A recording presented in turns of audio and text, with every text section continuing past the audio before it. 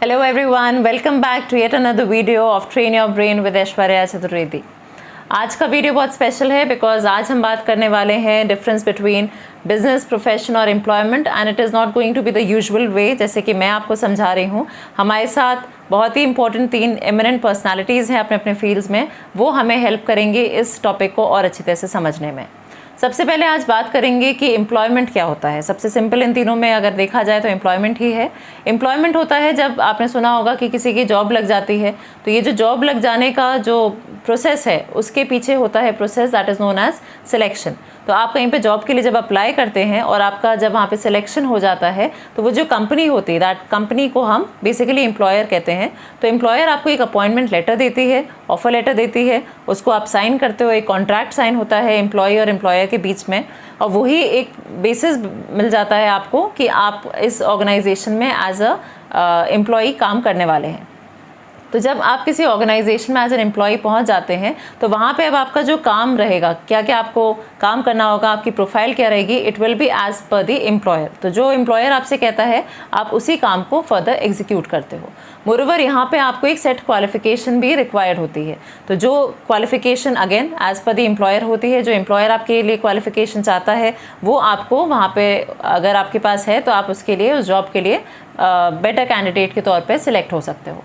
Moreover यहाँ पे अगर हम रिस्क की बात करें तो एम्प्लॉयमेंट में कंपैरेटिवली रिस्क कम है बिकॉज आप खुद किसी और के यहाँ जाकर आप अपनी सर्विसेज को प्रोवाइड कर रहे हो या आप उनके यहाँ जाके जॉब कर रहे हो, तो आपका खुद का रिस्क जो है वो यहाँ पर मिनिमल होता है।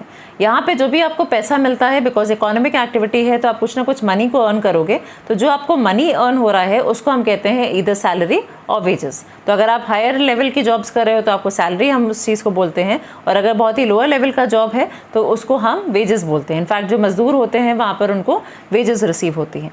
आगे बात करते हैं ट्रांसफ़र ऑफ इंटरेस्ट के बारे में। ट्रांसफ़र ऑफ इंटरेस्ट का मतलब है कि आप ये मानिए कि अगर मैं 2 दिन अपने जहाँ पे जॉब कर रही हूँ उस कंपनी में मैं 2 दिन नहीं जाती हूँ और मैं अपने जगह पर अपने भाई को 2 दिन के लिए वहाँ पे जॉब पे भेज दूँ, तो ये चीज़ यहाँ पे पॉसिबल नहीं है। एम्प्लॉयमेंट में ट्रांसफ़र ऑफ इंटरेस्ट जो होता है वो पॉसिबल नहीं होता।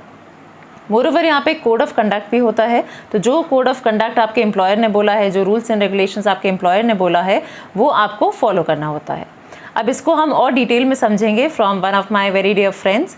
हर name is Mrs Rashmi Singh, और वो इसके बारे में, एम्प्लॉयमेंट के बारे में हमें और डिटेल में समझाएंगी। Hi Aishwarya, so congratulations on starting your new channel. So here's the sheet which describes the differences between business, profession and employment. So I'll be covering employment. So hi everybody, my name is Rashmi Singh. I work in RailTel Corporation of India Limited. It's a PSU under Ministry of Railways. So the first point says mode of establishment. So under employment, it is like I got the appointment letter, or you can say offer letter, and the service agreement which describes all the terms and conditions of my agreement in for working in RailTel Corporation of India Limited. Second is nature of work. So the nature of work is defined in our HR manual. So I was basically recruited as Deputy Manager HR in RailTel Corporation. Now I am working as Senior Manager HR. So we have our defined guidelines and defined rules and regulations according to which we have to work. Thirdly, there's qualification. So like there was an advertisement which was published by RailTel Corporation, and the qualification which was required was MBA HR. So for under employment aspect, you have to have those qualifications which are required by the organization. Okay. Next is reward or return. So for reward or return, we can say that we get salary, or we even get performance bonus under reward or return. Another point is capital investment. So for working in any organization, you don't require any capital investment. You just need to apply for that job, and if you qualify, whatever written or interview is there, you get selected and you can directly start working over there. No capital is required in that. Then we have risk. So that is fixed and regular pay. There is no risk as such involved if you work for any organization.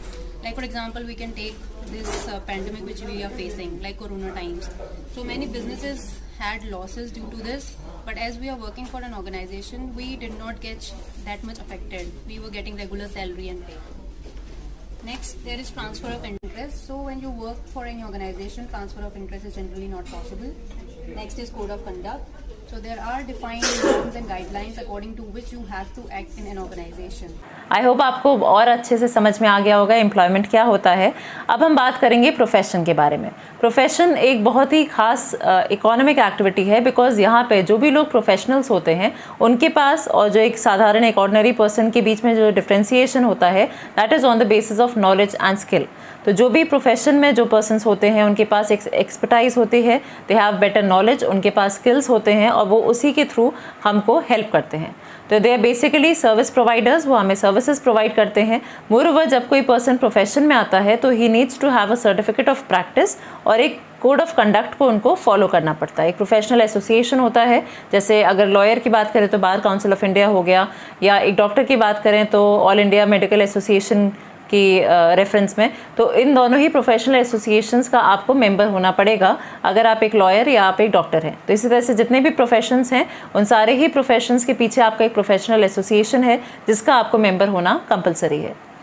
Moreover यहाँ पे transfer of interest जो होता है वो possible नहीं है। तो अगर कोई पर्सन डॉक्टर है और वो चाहता है कि उसका बेटा भी डॉक्टर बने, तो उसके बेटे को भी पूरी डॉक्टर के लिए जो आपकी पूरी नॉलेज है, जो आपकी स्टडीज़ हैं, वो आपको कंप्लीट करनी पड़ेंगी। इट कैन नॉट बी सो कि आप चाहेंगे तो आपका बेटा भी जो है उसी दिन से या क्लिनिक में आके आपके साथ काम करना शुरू कर देगा। तो यहाँ पे ट्रांसफ़र ऑफ इंटरेस्ट जो होता है वो पॉसिबल नहीं होता।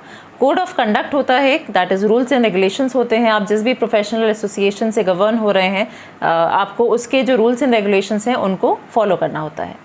जब कोई पर्सन प्रोफेशन में अपनी सर्विसेज प्रोवाइड कर रहा है तो अगेन इकोनॉमिक एक्टिविटी है, इसलिए तो he is also getting some kind of money in return. तो यहाँ पे वो जो मनी चार्ज करते हैं that is known as fees.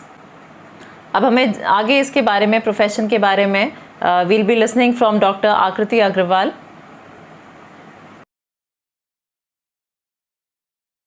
मेरा नाम डॉक्टर आकृति अग्रवाल है। मैं MDS प्रोस्थोडोंटिस्ट हूँ। हम लोग crowns, bridges, implant crowns, dentures लगाने के स्पेशलिस्ट होते हैं।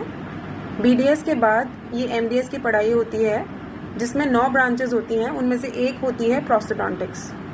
12th के बाद मैंने BDS की है जिसको बैचलर्स ऑफ डेंटल सर्जरी कहते हैं। ये पढ़ाई जो होती है वो मैंने जयपुर से की है। ये 4+1 ईयर का कोर्स होता है जिसमें लास्ट 1 ईयर इंटर्नशिप होती है, जस्ट लाइक MBBS, पर ये डेंटिस्ट की पढ़ाई होती है सारी। उसके बाद इसमें 3 साल की और पढ़ाई होती है जिसको MDS कहते हैं, मास्टर्स ऑफ डेंटल सर्जरी। इसमें 9 ब्रांचेस होती हैं, इनमें से एक ब्रांच होती है प्रोस्थोडोंटिक्स जिसमें मैंने पढ़ाई की है। हमारी डिग्री DCI से अप्रूव्ड होती है जो कि डेंटल काउंसिल ऑफ इंडिया है। इसकी मेन बॉडी दिल्ली में है।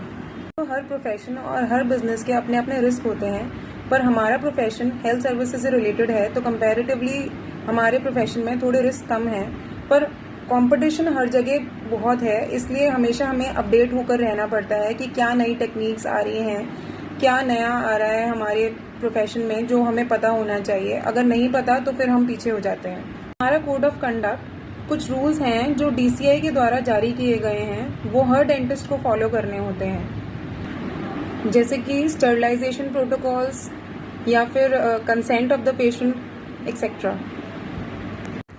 नहीं, ट्रांसफ़र ऑफ इंटरेस्ट हमारे प्रोफेशन में पॉसिबल नहीं है। जैसे कि हम किसी को अपना प्रोफेशन सिखा दें और फिर वो कंटिन्यू कर ले, ऐसा नहीं हो सकता। हमारे प्रोफेशन को कंटिन्यू करने के लिए हमें डिग्री चाहिए होती है। हर पेशेंट को ट्रीट करने के लिए हर डॉक्टर के पास डिग्री होना बहुत ज़रूरी है। इसके बिना आप प्रैक्टिस नहीं कर सकते हो, उसको इलीगल माना जाता है। I hope you got a better picture of what a profession is from listening to Dr. Akriti.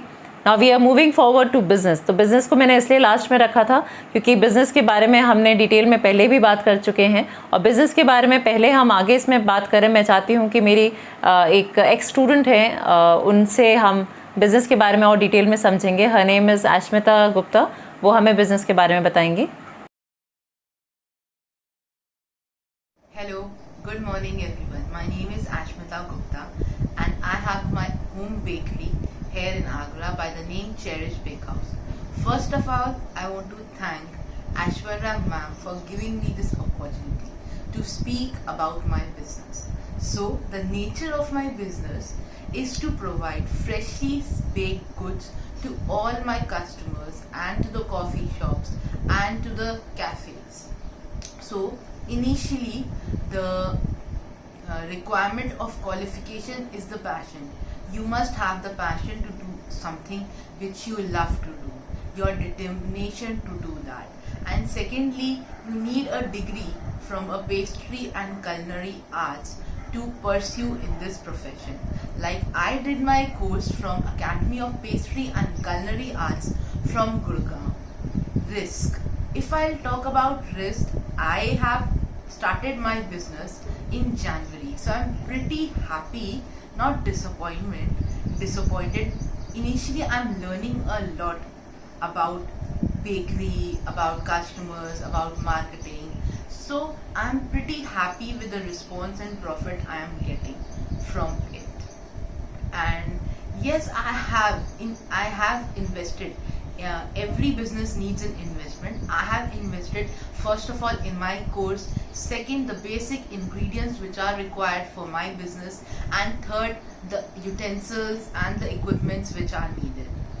So this is all about my business. तो अश्मिता जी की बातों से ही आपने समझा होगा कि जो बिज़नेस होता है उसमें रिस्क बहुत ज़्यादा है, और बिज़नेस का बेसिक फंक्शन ये होता है कि हम प्रोविज़न करा रहे हैं, हम किसी चीज़ को प्रोवाइड कर रहे हैं. सो इधर वे मैन्युफैक्चरिंग, जैसे हमने पहले ही बात करी थी, और अगर आपने वो वीडियो नहीं देखा था फीचर्स ऑफ बिज़नेस का तो आप उसे प्लीज़ देख लीजिएगा. तो यहाँ पे हम इधर चीज़ को प्रोड्यूस करते हैं या फिर हम गुड्स को परचेज़ कर रहे हैं और प्रोवाइड करा रहे हैं. तो इधर आप प्रोड्यूस करते हो और आप उस चीज़ को प्रोक्योर कर रहे हो, एंड गुड्स को प्रोक्योर करने के बाद आप सामने वाले कस्टमर के पास उन चीज़ों को लेके आते हो और you are trying to sell it out. तो आप गुड्स को सेल आउट करते हो. अब बिज़नेस में बहुत ज़्यादा कोई क्वालिफिकेशन की रिक्वायरमेंट नहीं है. नेचुरली अगर आप क्वालिफाइड हैं, you have a better acumen आपके पास है, सारी नॉलेज आपके पास है, तो डेफिनेटली वो आपको बिज़नेस में हेल्प करेगी. बट एज ऑफ नाउ जो होता है बिज़नेस में, अगर आपके पास स्किल है, एप्टीट्यूड्स हैं, तो आप उस चीज़ को कर सकते हो. बिज़नेस में जो आपको रिटर्न मिलता है that is known as profit, उसको हम प्रॉफिट बोलते हैं. और ट्रांसफ़र ऑफ इंटरेस्ट जो होता है बिज़नेस में पॉसिबल है. तो बहुत से आपने देखे होंगे बड़े बड़े इंडस्ट्रियलिस्ट हैं, वो अपने बिज़नेस को अपने बच्चों में फर्दर उस चीज़ को फॉरवर्ड करते हैं. तो यहाँ पे ट्रांसफ़र ऑफ इंटरेस्ट जो हो रहा है वो फॉलो होता है.